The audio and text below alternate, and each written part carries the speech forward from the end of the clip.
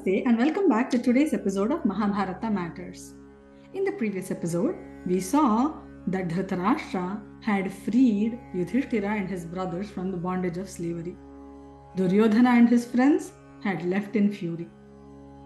Pleased with Yudhishthira's humility, Dhritarashtra had returned back his kingdom and all his glory too.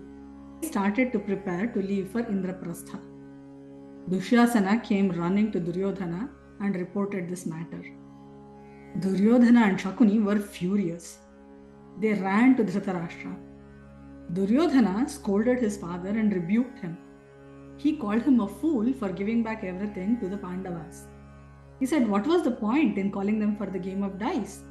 They were already supreme and powerful. Now they are scorned, insulted, and they have taken vows to kill all the Kauravas. If they are allowed to go back, they will just come back in no time to kill all of them.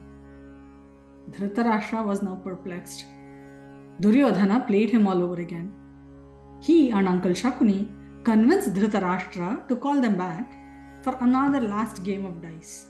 This time, the wager will be that the person who loses will go to the forest for 12 years along with his brothers, and the 13th year they have to spend in incognito.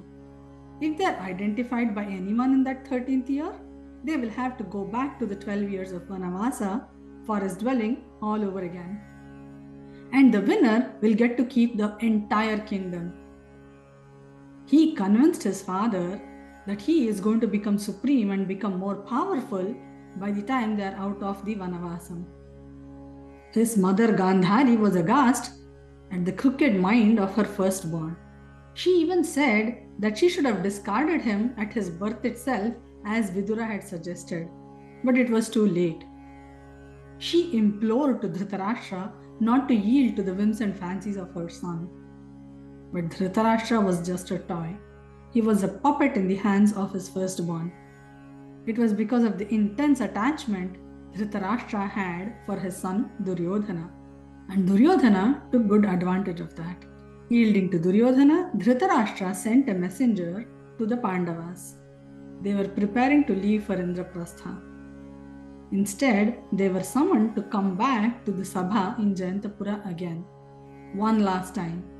The terms and conditions were narrated to them. But Yudhishthira could not disobey his elders. They all went back to the Sabha at Jayantapura, knowing full well what the outcome of the event would be.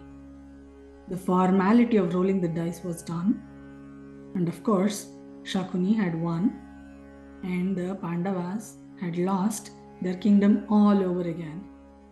Now the Pandavas were getting ready to leave to the forest. The kingdom was Duryodhana's. Of course, he was elated to the hilt. Nobody said anything. At that time, Vidura came to the Pandavas and he told them, please leave Mother Kunti with me. I will take care of her like my own mother.